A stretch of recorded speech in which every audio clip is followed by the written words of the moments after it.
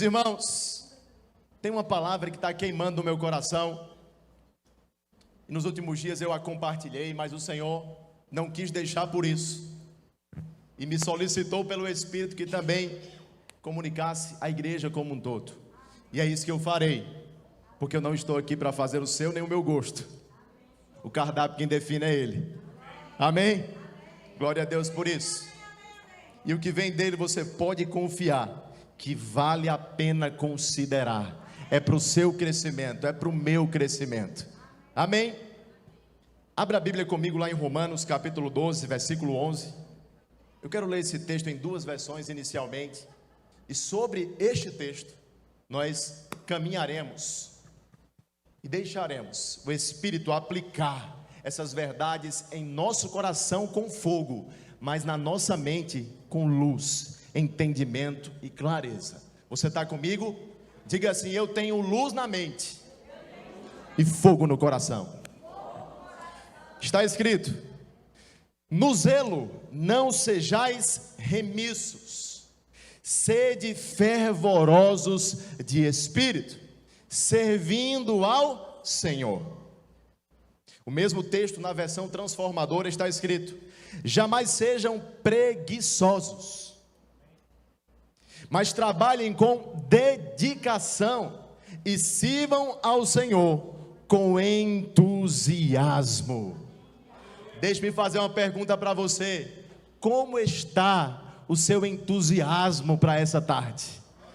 Como está a temperatura do seu espírito para aquilo que Deus vai fazer e falar aos nossos corações aqui? Aleluia! Eu estou com grandes expectativas, irmãos, e eu confio mesmo que o Espírito Santo Ele vai nos promover, Ele vai nos conduzir, nos santificar, purificar e também nos mostrar a verdade, porque Ele foi enviado para isso. Amém? Abrir os nossos olhos para as coisas do Senhor, para as coisas eternas. Mas note comigo, nós podemos chamar a atenção aqui de duas palavras no texto que nós lemos: zelo e fervor. Por gentileza, o lado da minha direita diga zelo, e na minha esquerda diga fervor. Agora todos juntos, com uma só voz: zelo e fervor. Essas palavras elas vão ecoar na sua mente durante essa semana, em nome de Jesus. E eu creio mesmo, irmãos, que elas vão produzir uma atitude, uma ação correspondente, porque essa é a expectativa de Deus no que diz respeito à atuação e o serviço da sua igreja. Meus irmãos, este é um mandamento de Cristo à sua igreja. E Paulo, como escritor bíblico inspirado pelo Espírito, ele está nos fazendo lembrar de que a diaconia não é apenas dos diáconos. Diaconia na Escritura é serviço. E toda a igreja eleita, chamada por Cristo, foi chamada para servi-lo. Foi chamada para fazer parte do que Ele está fazendo nessa terra. Foi chamada e alistada como um grande exército, onde o general é o nosso Senhor Jesus Cristo. E nós estamos, irmãos, firmes em uma promessa, de que com Jesus Cristo no comando, as portas do inferno não prevalecerão contra a igreja. Por isso não seremos covardes, por isso não nos envergonharemos, porque é maior aquele que está em nós do que aquele que está no mundo. Diga aleluia. Mas irmãos, curiosamente, essas duas palavras aqui eu fiz menção, elas são sinônimas no original, no grego. Zelo e fervor vem do original zeontes. Isso me leva a crer, irmãos, que no sentido prático, uma pessoa zelosa é também fervorosa no espírito. E o contrário é verdadeiro. Uma pessoa fervorosa do Espírito, ela será também zelosa com as coisas do Senhor. Zelo e fervor estão na mesma página no vocabulário de Deus. Zelo e fervor. Ocorre, irmãos, que semelhantemente aquela igreja de Laodiceia, a qual nós mencionaremos na conclusão dessa mensagem, muitas vezes nós andamos mornos espiritualmente. Semelhantemente àquela igreja, nós estamos, por conta da nossa demora, da nossa letargia, por conta da nossa indolência, muitas vezes provocando náuseas em Jesus. Mas eu volto a enfatizar que isso não sou eu falando, é a palavra de Deus. Um povo morno, uma igreja morna, causa náuseas. Nós veremos aqui, irmãos, que a temperatura do nosso espírito, ela é importante demais para o Senhor. A temperatura do nosso espírito, para com aquilo que Ele nos falou, nos prometeu e também nos convocou a fazer, é importante demais, não apenas para esta vida, mas também para aquela vida que ainda será, o porvir, a eternidade que Cristo Jesus nos chamou a viver nele. E sim, irmãos, a forma como nós nos dedicamos nessa terra, a forma como nós nos dispomos ao Senhor nesta vida, nos promoverá naquela vida. É fato, queridos, que todos nós somos salvos não pelas obras, isso acontece pela fé, porém, é pelas obras que seremos galardoados.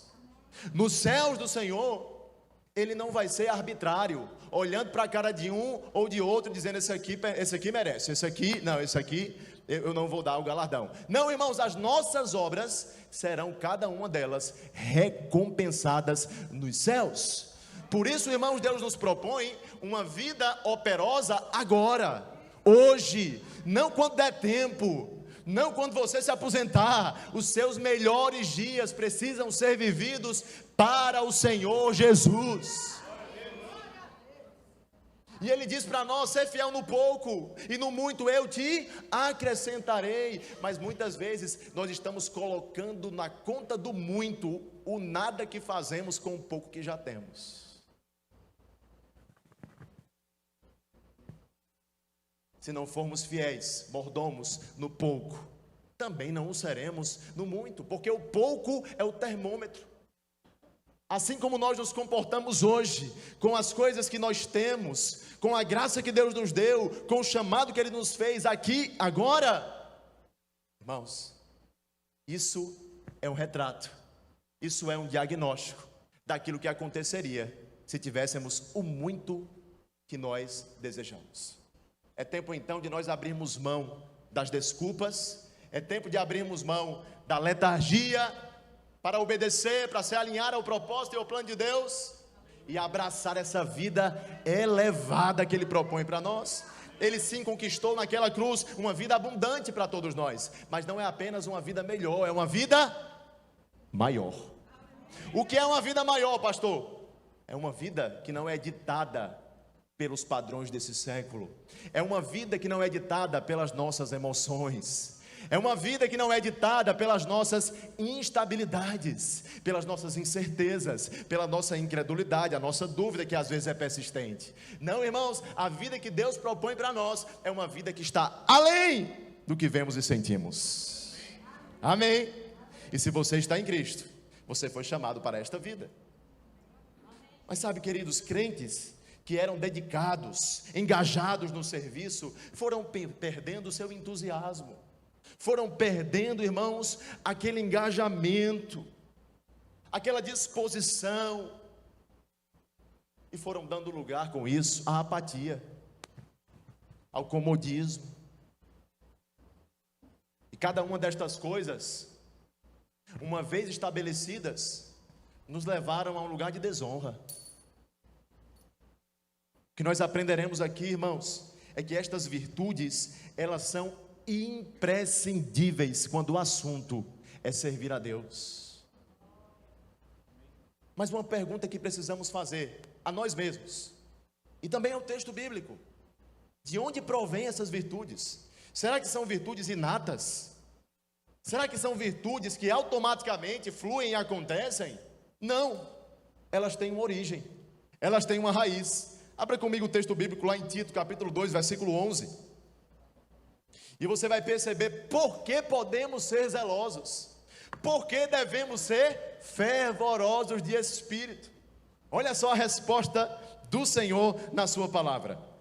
Tito, capítulo 2, versículo 11.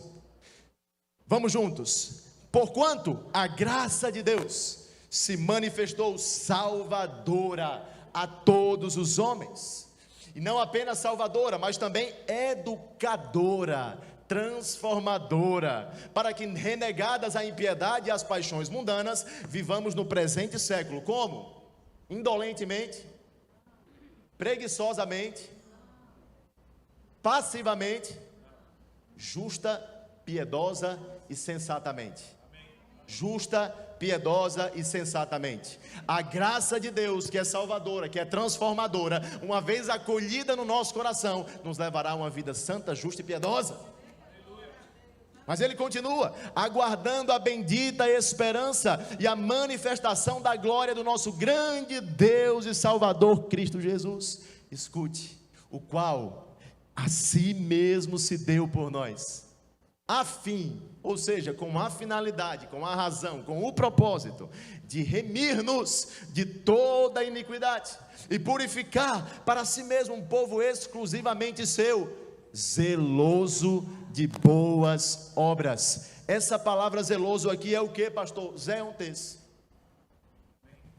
A mesma palavra que Paulo se utiliza na carta aos Romanos, capítulo 12, versículo 11.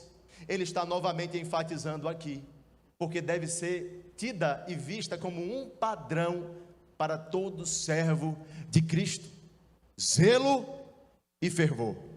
Zelo e fervor. Meus irmãos, ao nos comprar com o seu próprio sangue, Jesus Cristo, ele nos redimiu, ele nos comprou mesmo. Hoje somos dele, o nosso corpo é o seu santuário, não somos mais dono de nós mesmos, hoje temos um proprietário, amém? E ele deve nos governar, nos presidir, nos guiar à sua vontade. Hoje nós somos membros do seu corpo, hoje nós somos agentes do seu reino de justiça, de paz, de alegria no Espírito Santo. O zelo, portanto, irmãos, não é motivado por reconhecimento humano. O zelo que temos na casa do Senhor, o fervor que temos no Espírito, não é para receber um tapinha nas costas do nosso pastor. Não é, como diz todo bom nordestino, para se amostrar. O zelo e o fervor que temos, ele advém de uma origem: a graça que Deus depositou em nós, quando enviou Cristo Jesus para morrer no nosso lugar. Ele se deu por nós, irmãos, para que eu e você fôssemos zelosos com as coisas dele. Então nós somos zelosos, porque prestaremos contas das nossas vidas àquele que nos deu a própria vida. Seremos fervorosos, porque a vida que recebemos dele é para ser vivida para ele. Seremos fervorosos, porque essa nova vida que nos foi dada pelo sangue de Jesus, nos propõe uma missão. E essa missão não é para ser executada amanhã. Essa missão é urgente. Ide pregai o evangelho a toda criatura, batizando-os em nome do Pai, do Filho e do Espírito Santo, ensinando-os a guardar todas as coisas que vos tenho ordenados. Meus irmãos, nós precisamos ser zelosos, entender que essa graça que nos remiu, que nos purificou, produziu em nós entusiasmo, diligência, disposição de servir a Deus. Eu não sei se você já sabe, mas aquela palavra dita por Jesus nos evangelhos, quando ele está derrubando as mesas que estavam à frente do templo: o zelo pela sua casa me consome. Zelo é o que? Zeontes. Jesus Cristo estava possuído do zelo. Este zelo que há no coração de Deus, ele foi abraçado pelo coração do Filho. Eu te pergunto uma coisa: se as coisas de Deus, se a igreja do Senhor, se a casa do Pai, ela promove zelo no coração do Filho, que é o cabeça, quanto mais ela também não produzirá no coração da igreja, que é o seu corpo. Meus irmãos, é esperado de nós que sejamos um povo zeloso.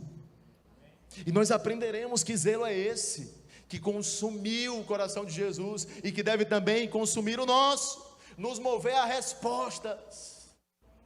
No texto que nós lemos inicialmente, irmãos, a palavra zelo aponta para uma ideia de pressa, aponta para uma ideia de intensidade de esforços, aponta para uma ideia de diligência. É um sentimento que produz uma ação. Esse zelo não é apenas algo que nós sentimos, esse zelo é algo que nós fazemos, é fruto da nossa disposição de cooperar com Deus no plano e no propósito que Ele tem para este mundo, para esta terra. E é justamente esse comportamento do crente, irmãos, que se envolve com as coisas de Deus, que é visto, ainda que nós estejamos vivendo dias maus, ainda que estejamos convivendo com certos problemas. Isso não diminuirá o nosso ritmo, isso não diminuirá a nossa convicção, isso não diminuirá a nossa esperança, porque a nossa esperança não está nas coisas deste mundo, a nossa esperança está em Deus. As coisas que acontecem conosco nessa terra não podem levar você à inoperância. Elas podem sim promover alguma preocupação rápida e breve, mas logo você olha para o Senhor e diz: Senhor, eu lanço sobre ti os meus cuidados, você cuida da minha vida muito melhor do que eu, você já está no meu futuro, eu não andarei ansioso por coisa alguma. E irmãos, sabe qual é o comportamento que é visto na vida de um crente fervoroso de espírito e zeloso? Proatividade, entrega, compromisso, prioridade. Mas olhemos um pouco agora para a palavra fervor. Quando ele passa a falar de fervor, ele está usando aquele sinônimo que eu disse para vocês, zeontes, que significa o quê? Literalmente, em estado de ebulição, pegando fogo, literalmente.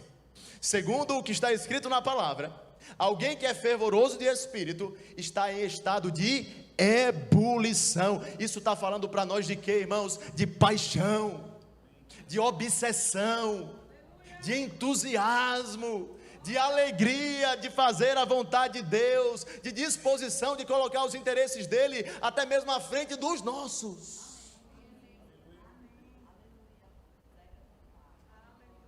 O problema, queridos, é que os cuidados desta vida tantas vezes têm roubado de nós o cuidado com a eternidade.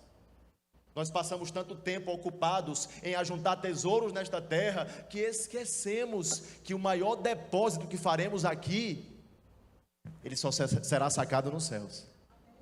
O maior depósito que eu e você faremos aqui nessa terra, não estou dizendo que não vai vir recompensas, não estou dizendo que não vai ter galardão, que não vai ter bênção, vai ter tudo isso, mas o saque mesmo vai acontecer no céu. No céu, queridos, onde nós receberemos não aquela coroa de louros que recebiam os atletas em Roma, na Grécia, uma coisa que simplesmente o tempo desgasta, mas irmãos, é uma coroa incorruptível de glória. Nós trocaremos a cruz de seguirmos a Jesus, a perseguição que enfrentamos por conta do nome dele, por uma coroa incorruptível. No final das contas, cada fibra do nosso ser terá gritado: valeu a pena.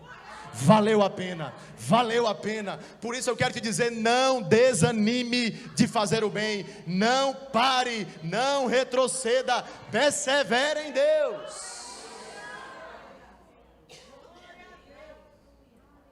Mas naturalmente, irmãos, nós temos zelo com tudo aquilo que nós amamos. E eu vou falar para você: carro, casa, trabalho, empreendimentos pessoais. Mas geralmente, quando o assunto é a agenda de Deus, ou temos feito muito pouco, ou temos feito muito mal. Entregamos o melhor dos nossos dias para os nossos planos, e entregamos as nossas sobras para os planos de Deus. E não convém que seja assim, meus irmãos. Todo o resto tem sido mais importante. Qual é a prova disso? O tempo que a gente dedica.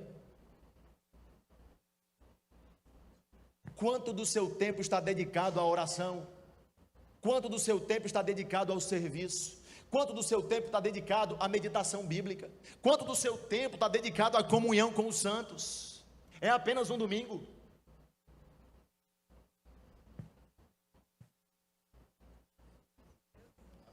O tempo, irmãos, anulará todas as nossas desculpas, porque aquilo que a gente mais gasta tempo é aquilo que a gente mais dá valor.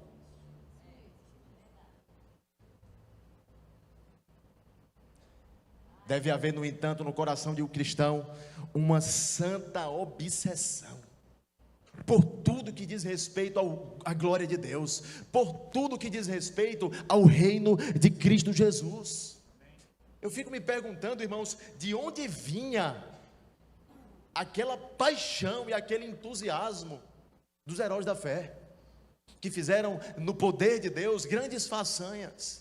De onde vinha aquela gana, aquela vontade, aquela disposição dos mártires de Cristo, dos santos homens que Deus usou ao longo da história, que foram capazes de entregar a própria vida para não ter de negar o seu Senhor? De onde vinha a perseverança de Jesus, que mesmo enfrentando a ignomínia, a vergonha, a dor, o sofrimento naquela via dolorosa, foi até o fim?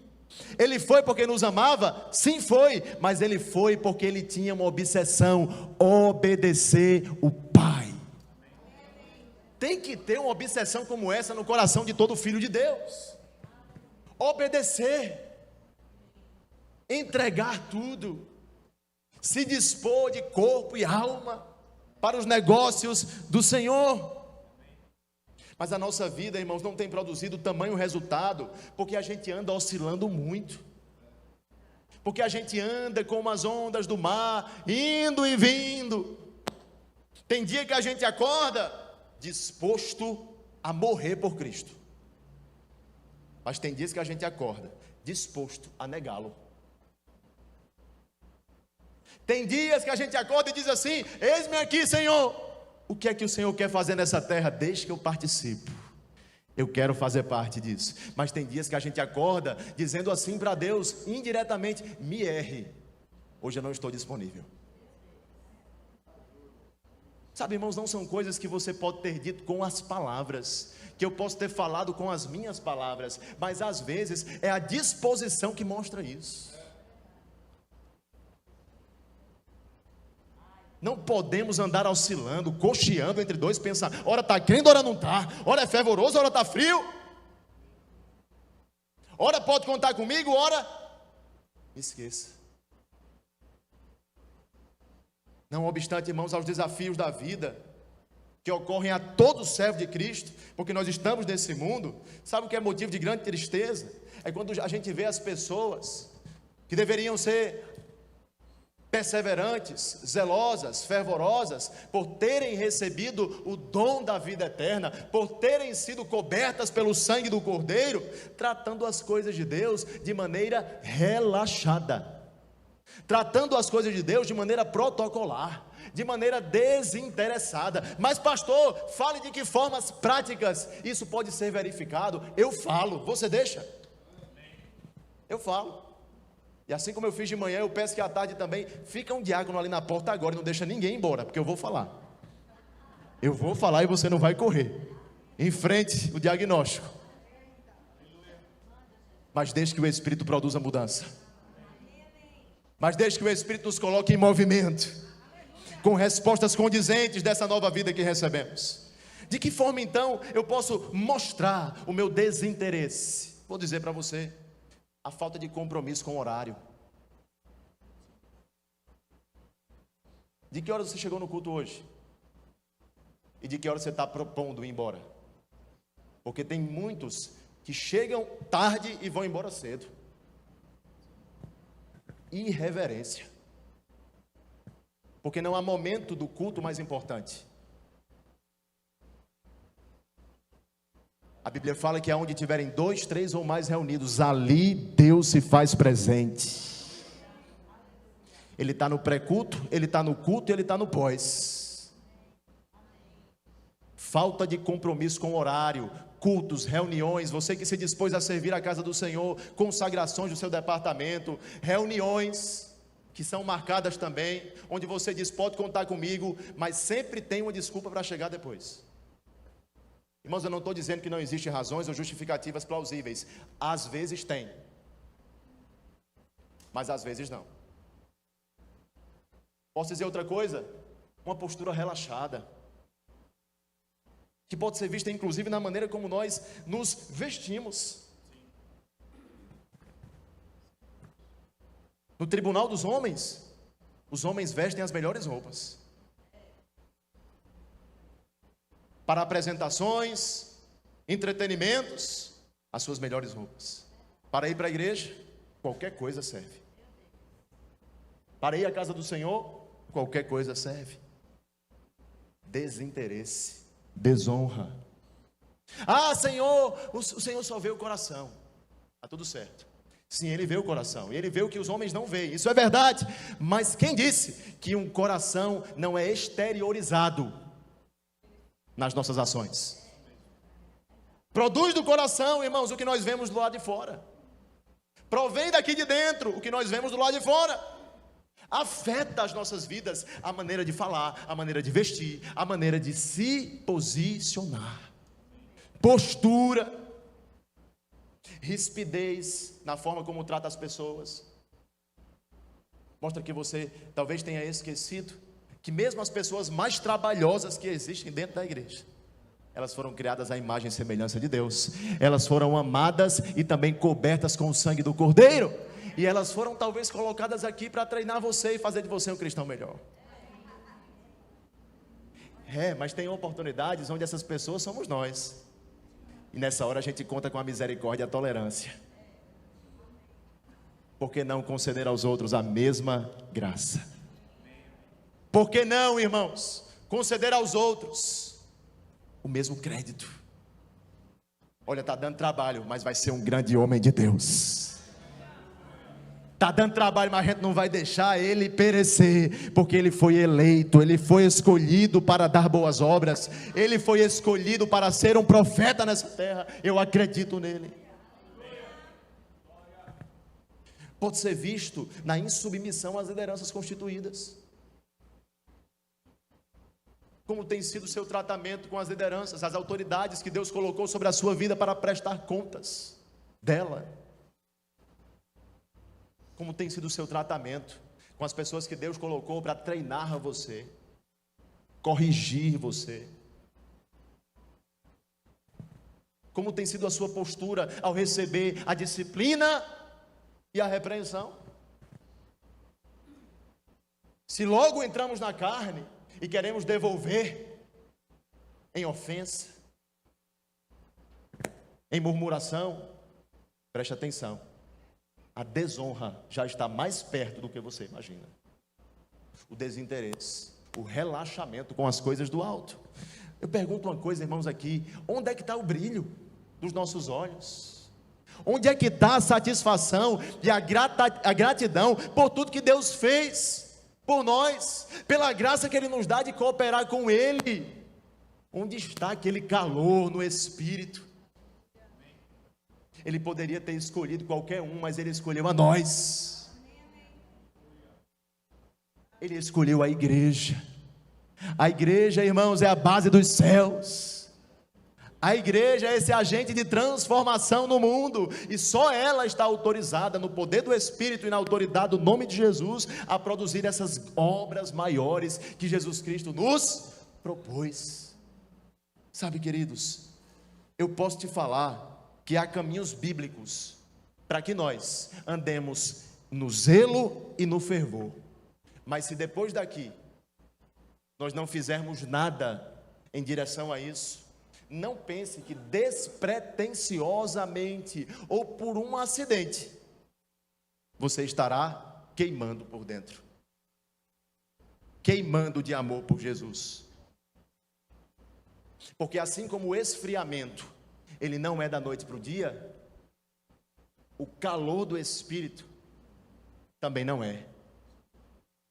Sim, irmãos, eu sei, Deus pode acionar dos céus, no ambiente coletivo, numa unção que existe aqui, propícia a este lugar, algo que vai tocar as nossas vidas, que vai abrir os nossos olhos, que vai quebrar impedimentos e barreiras. Mas se amanhã eu decidir não abanar esse fogo que nasceu em mim, ele novamente se apagará. Deixe-me falar aqui de 4 ferramentas bíblicas para quem quer ser fervoroso de espírito e zeloso com as coisas de Deus. A primeira e mais importante delas, oração.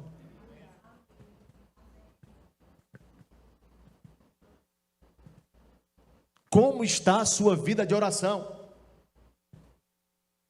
Nós temos, irmãos, de concordar que quando nós andamos alheios ao relacionamento com o Senhor, há uma forte tendência ao esfriamento.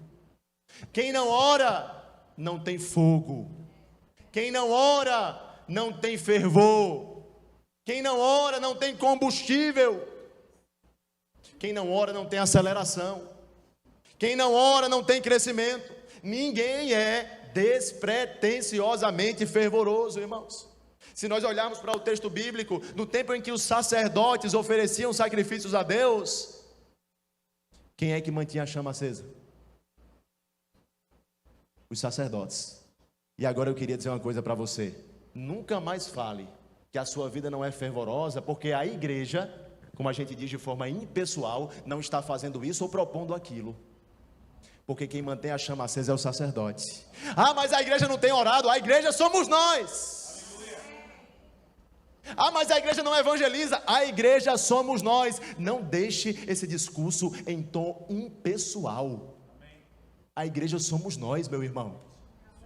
Fale de si mesmo. Eu estou orando, eu estou evangelizando.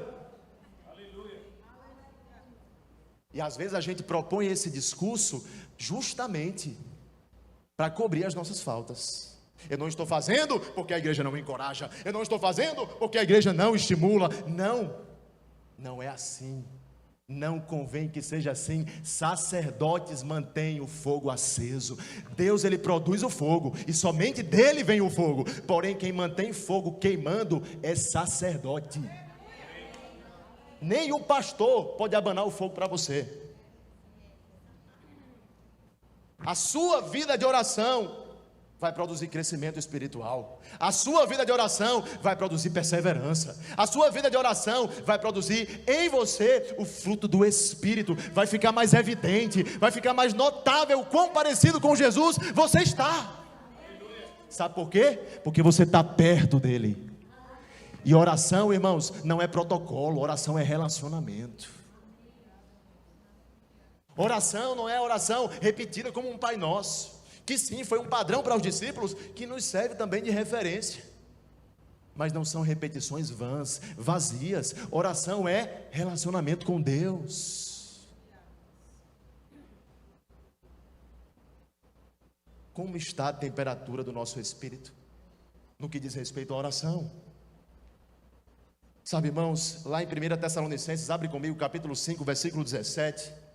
Tem um texto que é muito curioso e virou uma chave dentro de mim. Eu espero que o Senhor também fale ao seu coração por meio disso. Olha lá. Orai sem cessar. Deixa eu falar mais uma vez. Orai sem cessar. Verso 18. Em tudo dai graças, porque esta é a vontade de Deus em Cristo Jesus para convosco. Verso 19. Não apagueis o espírito. Não parece lógico que apagar o espírito é justamente um resultado de não orar? Diminuir o zelo, diminuir o fervor é um resultado de uma vida morna na oração. A gente acorda pensando em resolver tudo, menos em ouvir a Deus.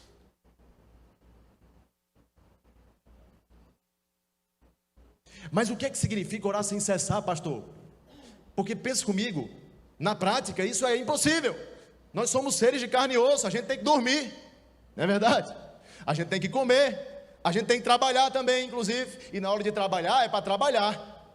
Não é para evangelizar nem para orar, é para dar bom testemunho e fazer aquilo que você está sendo pago para fazer. Alô? Mas e enquanto a gente não ora com as palavras, como é que a gente ora? Vou dizer para você, com a consciência da presença. Deixa eu te falar, nos momentos e nas horas mais escuras da vida, Jesus está lá.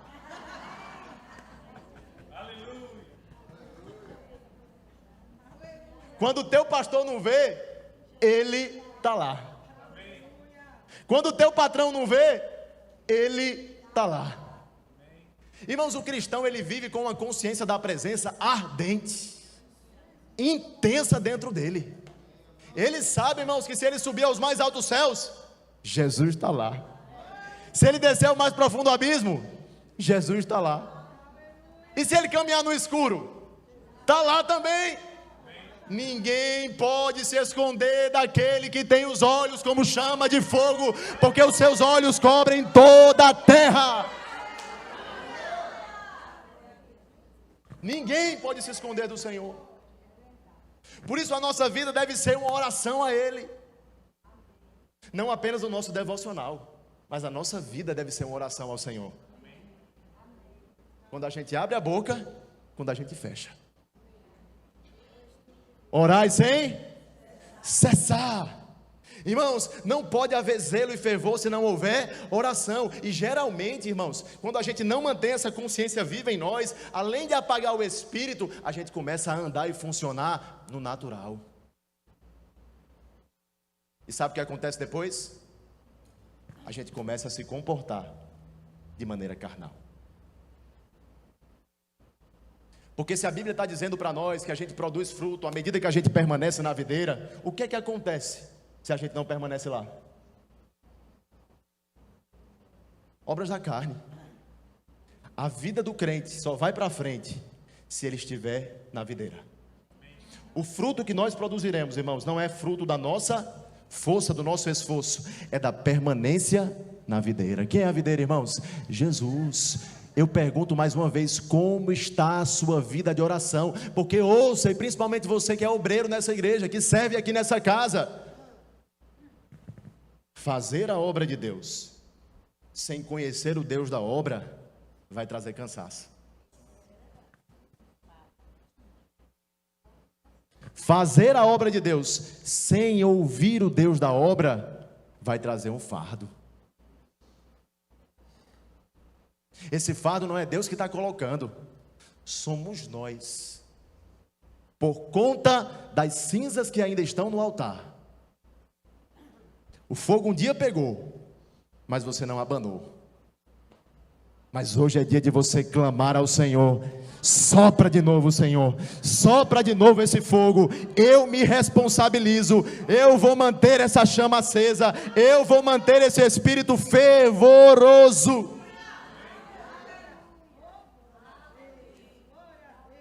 A obra sem intimidade é simplesmente performance, irmãos. E performance sem presença só produz religiosidade. Mas veja só, além da oração, o que é que nós precisamos fazer para nos encontrar no caminho do fervor e no caminho do zelo? Abra comigo lá em Jeremias, capítulo de número 23, versículo de número 28. Jeremias 23, versículo 28. O segundo aspecto, irmãos, é palavra. Se não tivermos uma vida na palavra, é impossível vivermos uma vida fervorosa. É impossível vivermos e andarmos no zelo com as coisas do Senhor. Olha o que está escrito lá. Texto atual por demais, você vai perceber isso. O profeta que tem sonho, conte-o como apenas sonho, mas aquele em quem está a minha palavra, fale a minha palavra com verdade. Que tem a palha com o trigo, diz o Senhor, verso 29. Não é a minha palavra o que, irmãos? Fogo. Fervor é fogo. Fervor é estado de ebulição. A palavra de Deus é o que? Querosene para quem quer queimar. Não é a minha palavra fogo, diz o Senhor, e martelo que esmiuça a penha, verso 30. Portanto, eis que eu sou contra esses profetas que dizem, diz o Senhor, que furtam as minhas palavras, cada um ao seu companheiro. Olha que coisa séria, versículo 31. Eis que eu sou contra esses profetas, diz o Senhor, que pregam a sua própria palavra e afirmam, ele diz. Verso 32. Eis que eu sou contra os que profetizam sonhos mentirosos, diz o Senhor, e os contam, e com as suas mentiras e leviandades fazem errar o meu povo, pois eu não os enviei, nem lhes dei ordem, e também proveito nenhum trouxeram a este povo, diz o Senhor. Irmãos, que coisa séria está sendo denunciada aqui pelo profeta Jeremias. E deixa eu falar uma coisa para você. Aqueles que não andam na palavra, andam muito próximos do engano. E por andarem próximos do engano, vão surgir falsos profetas, guiando você por caminhos que não são os caminhos eternos. Guiando você para um lugar diferente daquele que Deus propõe na palavra.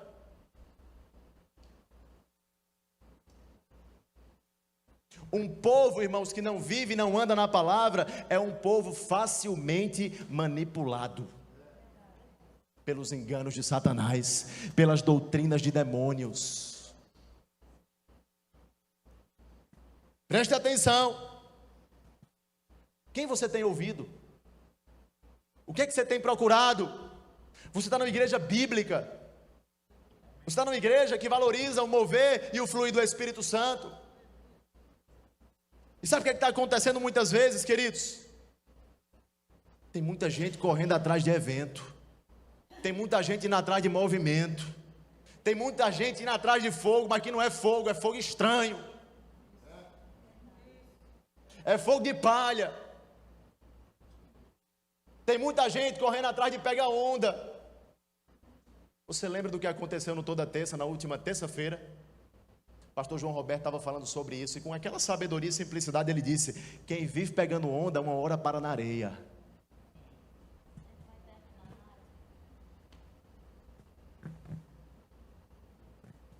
Preste atenção, a quem você tem dado ouvidos?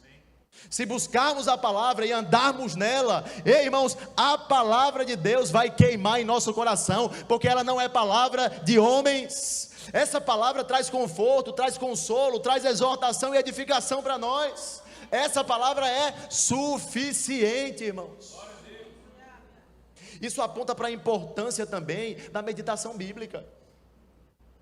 De manhã, de noite, insta no teu coração, inculca na tua cabeça, renova os teus pensamentos. Se você quer ser transformado, renova.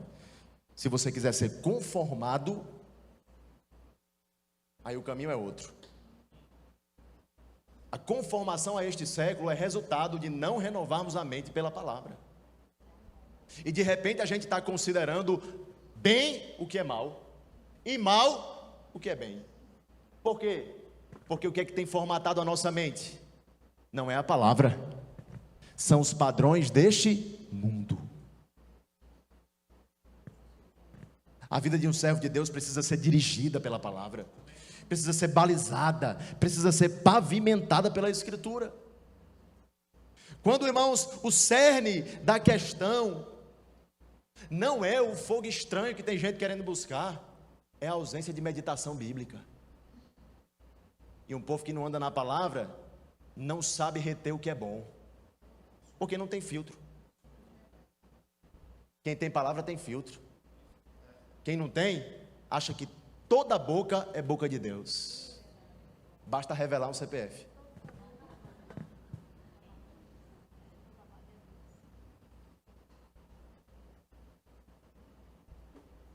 Basta fazer uma muganga.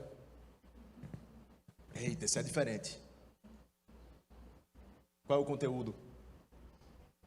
Qual é o conteúdo, irmãos? O apóstolo Paulo fala à igreja de Colossos, capítulo 3, versículo 16: habite ricamente em vós a palavra de Cristo. habite ricamente em vós a palavra de Cristo. Um povo que tem a palavra e anda nela não será confundido, não será enganado, não será abalado, não cederá aos intentos e aos ardis de Satanás, porque ele sabe quem é o Senhor, ele conhece o seu caráter, ele sabe o que está escrito. Mas diga comigo, congregar. Terceiro aspecto importante para quem quer andar no zelo e no fervor. Olha só, capítulo de número 10, versículo 24, lá na carta aos Hebreus, vai comigo. Aleluia! Você está recebendo algo aqui? Amém. Louvado seja Deus. Precisamos entender, queridos, que servos, antes de mais nada, eles são filhos de Deus. E filhos de Deus precisam viver em família. Filhos de Deus precisam sentar à mesa. Filhos de Deus precisam compartilhar a vida. Olha o que diz o texto bíblico: consideremos-nos também uns aos outros para nos, fale isso por favor, estimularmos. Deixa eu te falar, se precisa de estímulo, é porque isso nem sempre é tão espontâneo assim. Concorda comigo? Tem vezes que não estamos andando nestas coisas, no amor, na prática das boas obras, e o versículo 25 diz: não deixemos de congregar-nos como é costume de alguns, antes façamos admoestações, e tanto mais quanto vedes que o dia se aproxima. Irmãos, você crê que Jesus está voltando? Quanto mais viva essa consciência estiver em você, mais você quererá estar aqui em comunhão com seus irmãos. Porque a igreja, mesmo sendo imperfeita, porque é constituída de gente como a gente, é lugar de segurança, é lugar de sabedoria, é lugar de unção, é lugar de resposta, é lugar de cura, é lugar de transformação. Meu Deus do céu, deixa eu te falar uma coisa. Como é que você acha que era a arca de Noé naqueles dias do dilúvio? Fedorenta. Fedorenta ou não, irmão? Sim. Tinha bicho de toda espécie. Há dias lá dentro, enclausurados. Mas na hora do dilúvio, era melhor estar lá do que estar fora. A igreja pode ter sim os seus problemas, a igreja pode ter sim as suas falhas, a começar das minhas, a começar das suas, mas no dia do juízo, é melhor estar nela do que não estar. É melhor ser encontrado na comunhão do que não ser. É melhor estar nela e ser estimulado e lembrado quanto à prática das boas obras, quanto ao exercício da piedade, quanto ao amor, quanto à fraternidade, do que estar vivendo uma vida em carreira solo, dizendo: eu sou a igreja, eu sou a igreja. Eu nunca vi um desigrejado fervoroso. Você conhece algum? Eu conheço desigrejado crítico, magoado, machucado. Mas desigrejado fervoroso é uma incoerência, é uma contradição, quanto mais. Mas quem vive em igreja, não somente quem frequenta a igreja, mas quem mistura a sua vida com a vida de amigos de Deus, o resultado é certo, irmãos. Estímulo para a nossa vida espiritual, combustível para perseverar na caminhada, sabedoria de Deus, conselho do Senhor para as nossas vidas, para os desafios que enfrentamos. Precisamos viver em família. Deus faz com que o solitário vive e habite em família. Gosto de falar desse exemplo. Você nunca ouviu falar da história de alguém que matou a fome que tinha assistindo MasterChef? Já ouviu? Mas você disse que basta assistir a transmissão do culto. Mas você fica em casa porque amanhã tem que acordar cedo, tem trabalho. Quem não tem? Por que a gente vem? Porque a gente sabe o que vai encontrar. Por que a gente valoriza, mesmo tendo muitas outras ocupações? Porque a gente sabe o que não pode perder. Deixa eu falar uma coisa para você aqui em nome de Jesus. Isso te espantaria, eu acho. Mas as pessoas mais fervorosas que eu conheço são as mais ocupadas. Tanto no que diz respeito aos assuntos dessa terra, quanto no que diz respeito aos assuntos do céu. As mais ocupadas são também as mais fervorosas. Porque o ócio, ele produz indolência. Mas, irmãos, as ocupações da vida nos chamam à prioridade. Por que é que eu posso priorizar? Porque existem outras opções. Mas o que é que eu falo quando eu priorizo? Isso aqui é mais importante. Deixa eu te falar.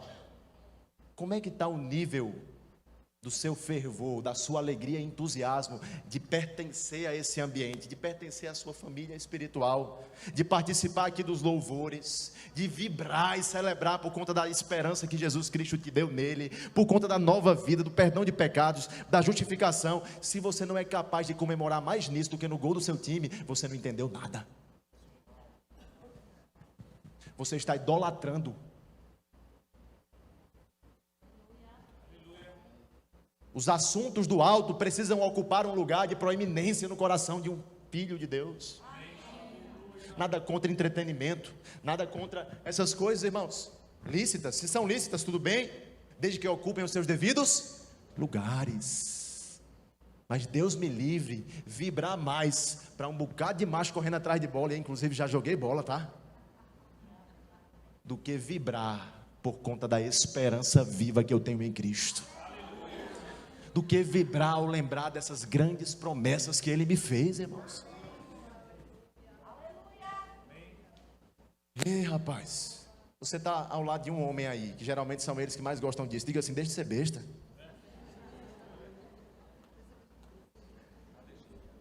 Deixa de ser besta, rapaz. Agora ouça, é justo que muito custe o que muito vale. É justo que muito custe o que muito vale.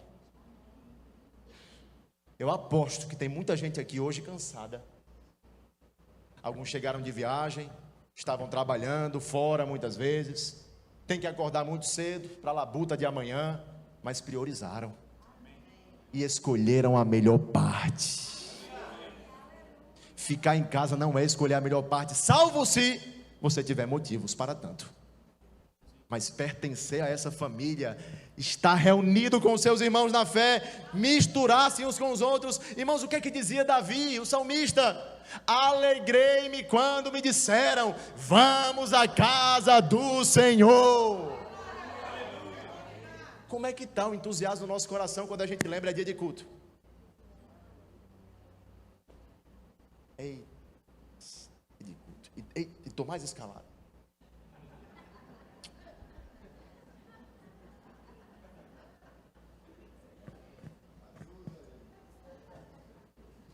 Deus tenha misericórdia, né, irmãos?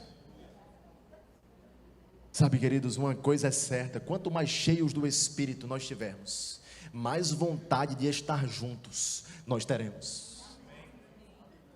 Quanto mais vazio nós andarmos, mais a gente vai querer também se isolar do corpo.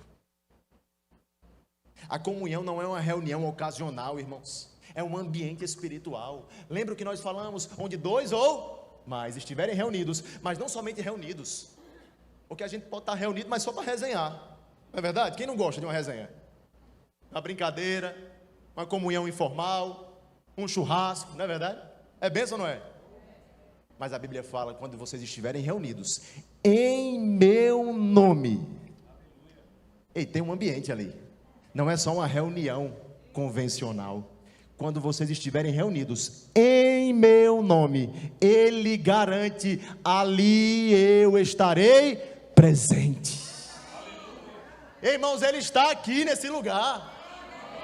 Para de pensar no que você vai fazer depois. Ele está aqui agora. Existe uma unção coletiva respaldando isso. Existe cura disponível. Existe favor dos céus. Existe ideias criativas chegando para você. Existe, irmãos, provisão de Deus vindo ao seu encontro. Existe, queridos, livramento da parte do Senhor para você. Existe estratégia. Existe direção para a sua vida. Existe brasas vivas do altar tocando você e a mim. Eu não conheço um crente fervoroso, irmãos, que seja desigrejado. Volto a dizer e pegar no pé. Porque brasa longe da fogueira, o que é que acontece? Apaga. Quer andar queimando por Jesus? Ande com alguém que está queimando mais do que você. Quer ser fervoroso? Ande com alguém fervoroso também. Quer ser tolo? Ande com os tolos. Quer ser frio, apático? Ande com estes.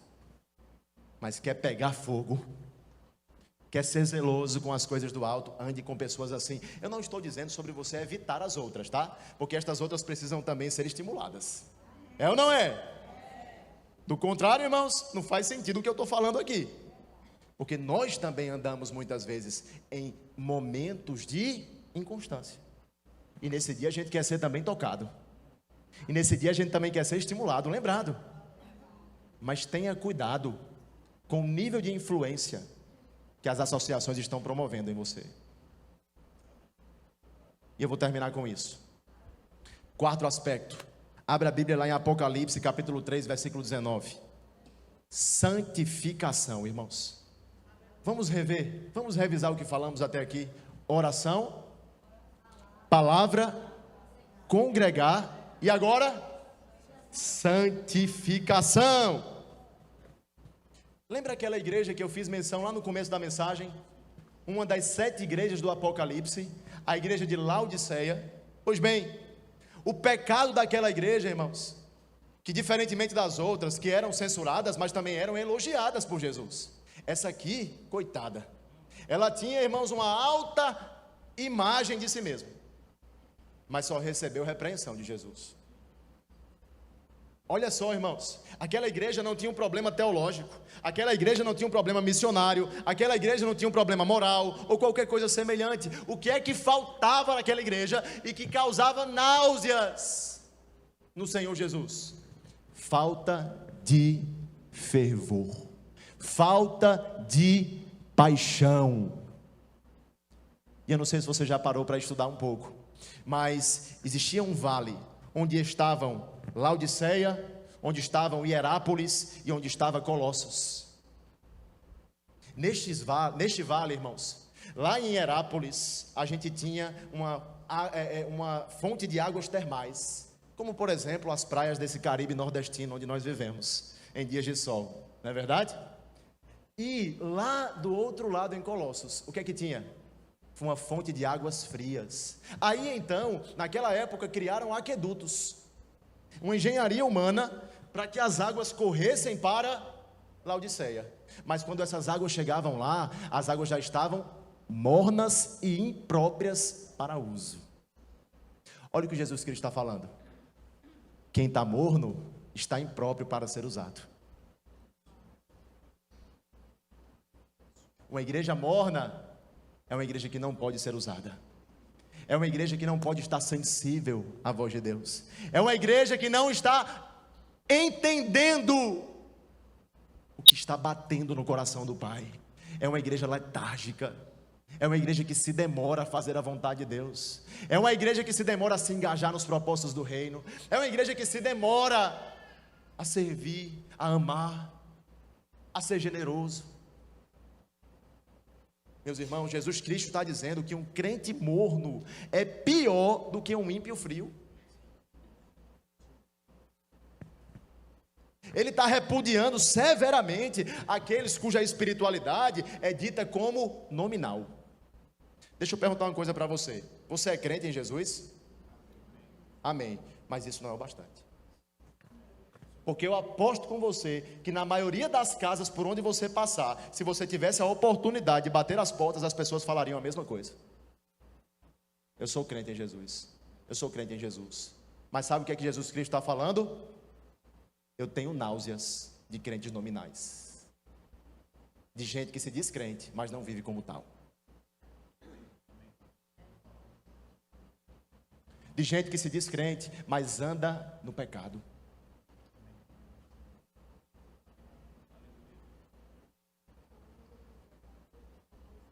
Você está entendendo isso? Como é forte o que Jesus Cristo está falando àquela igreja. Ele está repudiando essa disposição, esse comportamento. Mas a proposta dele é sempre de restauração. Você concorda? É sempre de restauração. É por isso que ele diz assim: sê, pois, zeloso. Sê, pois, zeloso e arrepende-te. Irmãos, uma vez que o pecado nos esfria, nos enfraquece, nos desanima, nos afasta de Deus, nos afasta da comunhão, nós precisamos lutar bravamente para não sermos achados em pecado, para não darmos ocasião à carne. Temos que andar orando e vigiando, porque o pecado ele custa mais caro do que você está disposto a pagar, e ele te leva mais longe do que você está disposto a ir. Muito cuidado. Muito cuidado, irmãos. Abra comigo nesse último texto, 2 Coríntios 7:10, e nós veremos que o fervor, ele está totalmente conectado com santificação. Um povo santo é um povo fervoroso. Um povo santo é um povo zeloso. Olha o que está escrito na palavra. Quem abriu, diga glória a Deus. Quem não abriu, pode dizer também. Está escrito assim: porque a tristeza, segundo Deus, produz o que, irmãos? Arrependimento para a salvação, que a ninguém traz pesar, mas a tristeza do mundo produz morte. Agora escute o que está escrito: porque quanto cuidado não produziu isto mesmo em vós, que segundo Deus fostes contristados. O que é que isso significa, irmãos? Aqueles que foram contristados, essa palavra contristados é o mesmo que quebrantado, é o mesmo, irmãos, que santificados, é o mesmo que disponíveis a serem achados pela graça do Senhor. Contristados. Aqueles que foram contristados tiveram como proveito cuidado, zelo e fervor. Quanto mais santificados, irmãos, mais fervorosos e zelosos seremos. Mas a convivência pacífica com o pecado tem paralisado muitos de nós. As coisas que outrora éramos rápidos a renunciarmos, a evitarmos, a ignorarmos, hoje tem ganhado a nossa atenção. Hoje tem enfraquecido as nossas vidas espirituais. Hoje estamos convivendo com elas de forma indiferente. Não pode ser assim, irmãos. E se você se encontra num lugar como esse, de apatia, de indiferença ou de desonra, permita que as brasas vivas do altar de Deus toquem você aqui nessa tarde. Permita que esse santo fogo do Senhor possa produzir um avivamento em você. Porque ouça o que eu quero dizer aqui: avivamentos coletivos são precedidos por avivamentos pessoais. Deus não fará grandes coisas na terra até fazer grandes coisas na vida de alguém.